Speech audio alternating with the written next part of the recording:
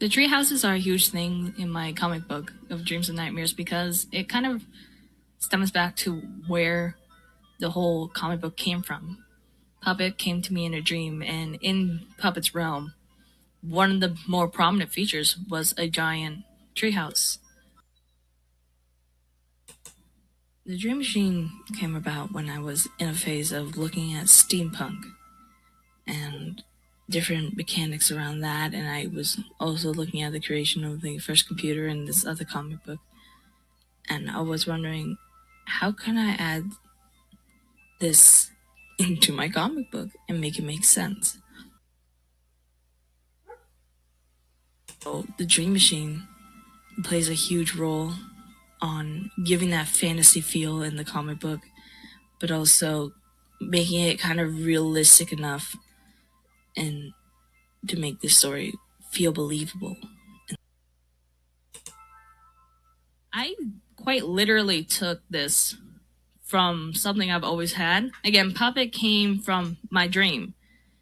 Making stories has something I've always been into, and it's something I always wanted to do. So I just took Puppet from my dream. I already had Stork, who is the second protagonist in my book, and put them together into a whole story. There's been many artists I've been looking into, and not all of them are comic book artists. For comic makers, I've been looking into Ethan Baird Skyver, Alan Moore, and Junji Ito. Each for their own reasons. Ethan is because he's a more independently published artist. He has a lot of detail work in his comics that I wish I could have.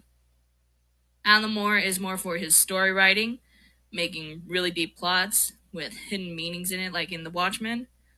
I watched a few reviews on that to make me appreciate him much more.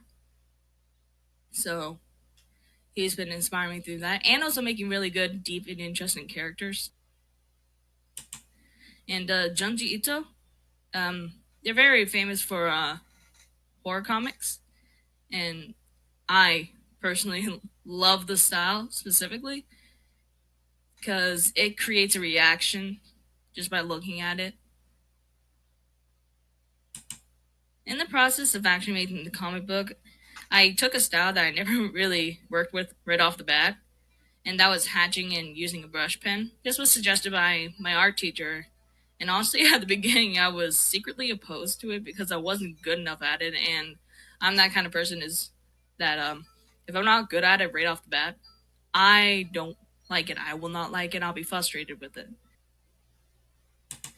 But I learned to continue with it, and as I carried on, it became something I was used to, and I inhabited into my regular style nowadays. When I started off, though, I started looking into Brian Selznick and in his book The Invention of Hugo, because he's a very famous hatch artist. And then there was a whole bunch of smaller artists that I've been looking into. Don't and I would also try different materials. I would go from high quality inks and the finest brush pens to charcoal and sharpies, whatever really works to fit the image. I wasn't too picky about it. There are always places that an artist can improve, and even if the viewers see what they consider a perfect piece, an artist will always see the flaws in it anyway. My style will always change and improve, and this is something that I find lovely in Dreams and Nightmares because you can actually see the growth in chapter one alone, and we'll only make progress as I go.